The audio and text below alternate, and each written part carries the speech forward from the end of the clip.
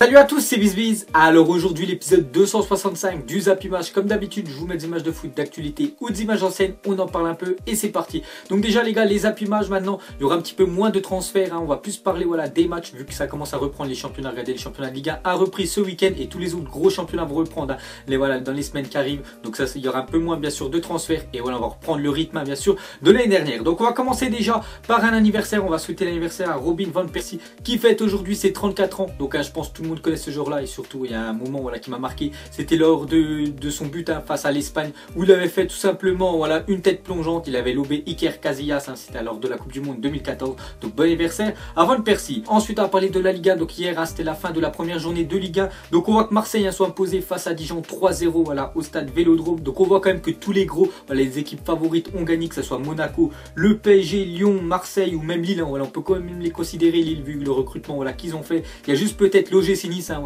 l'année dernière qui ont été 3e, ils ont perdu à Saint-Etienne. Donc voilà les gars, il n'y a pas eu trop de surprises. Donc regardez les gars, sinon le classement, donc ceux qui ont gagné, hein, bien sûr ils sont en tête. Et c'est surtout ceux qui ont marqué beaucoup de buts. Donc l'Olympique Lyonnais, vu qu'ils ont gagné 4-0 face à Strasbourg, donc ils sont premiers. Marseille 2e et Lille 3e. Ensuite regardez la première équipe type, hein, de la saison en Ligue 1. Donc regardez, hein, tous les joueurs. Donc on voit quand même qu'il n'y a aucun Parisien dans cette équipe, même s'ils ont gagné 2-0. Donc ils ont quand même fait le minimum, hein, face à Amiens. Sinon on peut voir que Mariano Diaz, hein, la recrue de l'Olympique Lyonnais, acheté au Real Madrid, est déjà dans cette équipe là, vu qu'il a mis un doublé.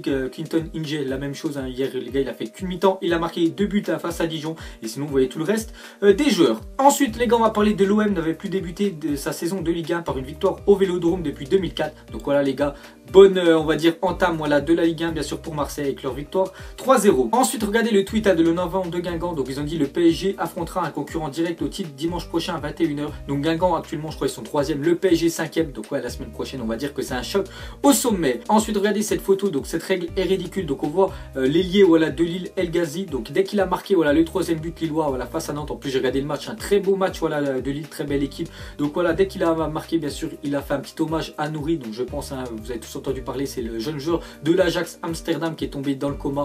Donc actuellement il est toujours dans le coma. Donc je pense, hein, toute sa carrière de foot les gars, c'est fini pour lui. Donc il lui a rendu un petit hommage en enlevant son maillot. Et regardez, il a quand même pris un carton jaune. Ensuite un autre hommage, cette fois-ci c'est les joueurs de Montpellier à Louis Nicolas, hein. Donc c'était l'ancien président de Montpellier qui a été décédé le jour de son anniversaire. Donc regardez, dès que Montpellier ont marqué, vu qu'ils ont gagné 1-0 face à Caen, ils ont tous bien sûr pointé le ciel. Ensuite regardez le discours entre deux gros entraîneurs, donc Bielsa et Ranieri. Donc tu as un exemple pour nous tous. Donc a dit Bielsa à Ranieri, donc il a dit: non, c'est toi l'exemple. Et Bielsa a dit: c'est sincère, je le pense vraiment. Donc c'est deux gros entraîneurs, hein, qui sont arrivés cette année en Ligue 1. Et les gars, une petite parenthèse, hein, sur Ranieri. Regardez le Pierre Ménez, ce qu'il a dit à propos de Ranieri et du club, hein, de FC Nantes. Il a dit: je ne comprends pas l'intérêt de payer un entraîneur du niveau de Ranieri une blinde et de lui offrir un si pauvre effectif. Donc c'est vrai qu'hier ils ont perdu 3-0 à Nantes face à Lille. Bon, après Lille c'était vraiment c'était plus fort dans tous les domaines, mais c'est vrai que l'effectif, hein, de Nantes, je le trouve vraiment très faible, hein, par rapport à l'entraîneur monstrueux, hein, qu'ils ont. Ensuite on va partir de France et on va aller en Allemagne. Donc samedi soir les gars, il y avait la Super Coupe d'Allemagne. Donc on voit que le Bayern, hein, sont imposés face à leur rival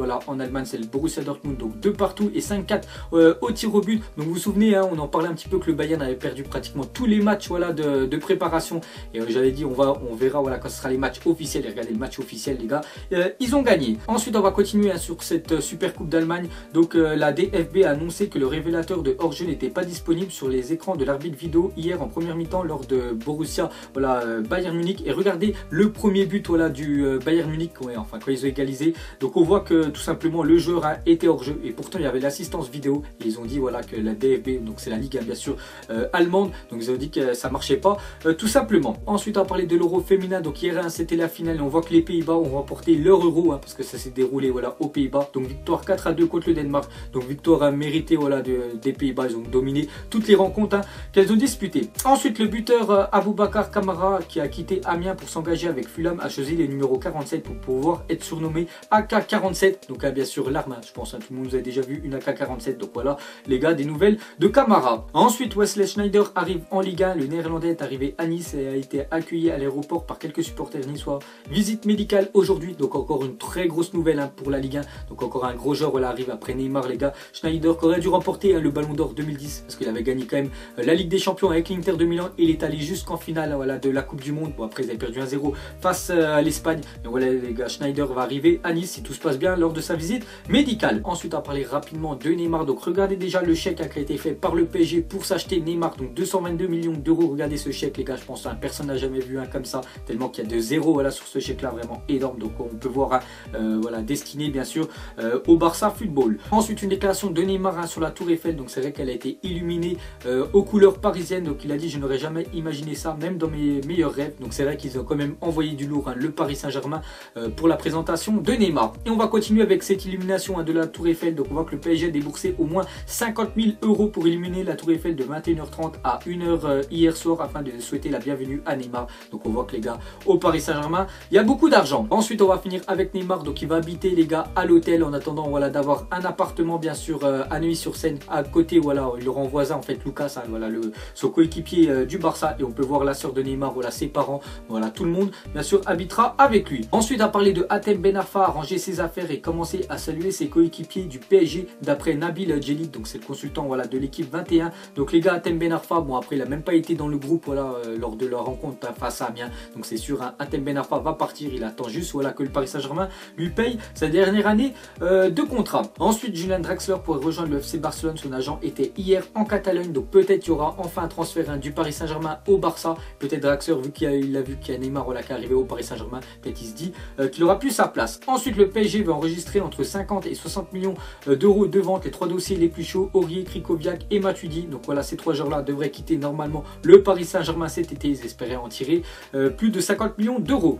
Ensuite les gars, on va parler de Danilo Pereira, la priorité du PSG pour son milieu de terrain. Les rapports Enrique et Porto pourraient favoriser sa venue. Donc je vous ai dit que les gars que Matuidi il allait peut-être partir voilà, du Paris Saint-Germain, donc il leur faut absolument un numéro 6 bien sûr au Paris Saint-Germain, donc il penserait à Danilo, le joueur de Porto. Ensuite on va aller du côté de l'Angleterre, donc Arsenal remporte le Community Shield 2017, donc tout simplement ça équivaut au trophée des champions voilà, en France, donc c'est le vainqueur voilà, du championnat face au vainqueur de la coupe, donc là c'est la coupe d'Angleterre, donc Arsenal un partout face à Chelsea, et eux là-bas il n'y a pas de prolongation les gars, ça va direct au tir au but, donc on voit qu'ils ont gagné 4-1 au tir au but. Ensuite on part d'Angleterre et on va aller en Turquie, donc Konyaspor remporte la Super Coupe de Turquie après son succès 2-1 face au Beşiktaş, donc la même chose les gars, voilà ça équivaut au trophée des champions. Et la même chose au Portugal, donc le Benfica Lisbonne a remporté ce samedi la Super Coupe du Portugal, vainqueur 3-1 face au Vitória Guimarães, donc voilà les gars, tous les vainqueurs des Super Coupes. Ensuite selon le journal Bola, le PSG pourrait payer la clause libératoire de Oblak, celle-ci s'élève à 100 millions d'euros, donc il pourrait activer une deuxième clause libératoire le Paris Saint-Germain, donc après avoir activé celle de Neymar à plus de 222 millions d'euros, il pourrait activer celle de Oblak 100 millions. Bon après Oblak c'est un gardien,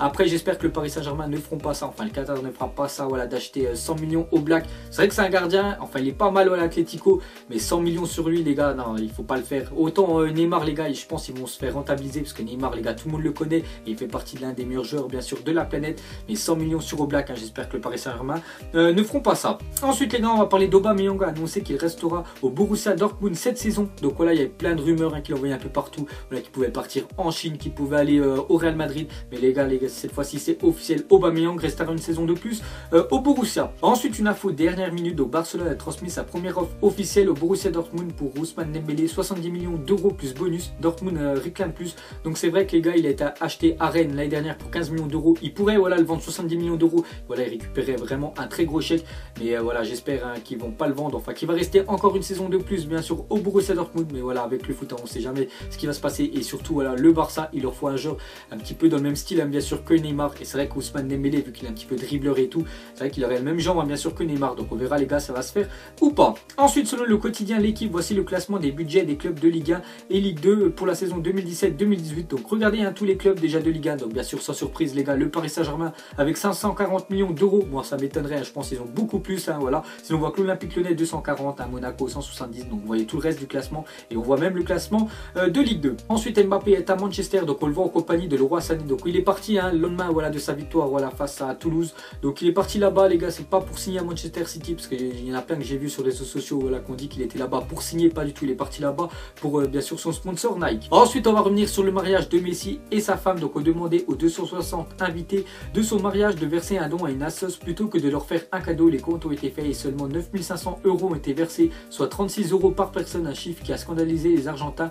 Une bonne partie des invités étaient multimillionnaires, donc les gars il y avait pratiquement tous les joueurs voilà, du Barça, donc c'est vrai que les gars ils sont tous millionnaires, il y a eu seulement voilà, 9500 euros versés pour cette assoce là, donc c'est vraiment décevant voilà, de la part des invités de Messi. Et pour finir les gars, tout simplement mettez-moi en commentaire, donc regardez les trios d'attaque du Barça depuis les débuts de Messi, donc Messi voilà, ça fait pas mal de temps quand même, je crois depuis 2004, voilà, qui joue à Barcelone. Donc regardez tous les énormes joueurs, voilà, qui ont joué bien sûr aux côtés de Lionel Messi. Donc on voit du Ronaldinho, on voit Eto'o, Thierry Henry, on voit Zlatan Ibrahimovic, Alexis Sanchez. Donc les gars, parmi ces trios là, mettez-moi pour vous lequel est le plus monstrueux, hein. On finit bien sûr par la MSN qui a été dissous cette année. Donc voilà les gars, la fin de Zappy Match 265. Donc ça vous a plu, un petit like et je vous ferai l'épisode 266 demain. Donc moi je vous laisse et je vous dis à la prochaine comme d'habitude. Allez, ciao à tous. Donc on l'a maquillé avec des mensonges. Et que son âme est moche, plus qu'à la maquiller avec des mensonges. Je sais pas ce qui se passe dans ma tête. Parfois, je voudrais sauver la terre. Parfois, je voudrais la voir brûler. Ça va pas trop, je roule un terre. Trop de haine pour 9 mètres carrés. Tristesse, faut pas.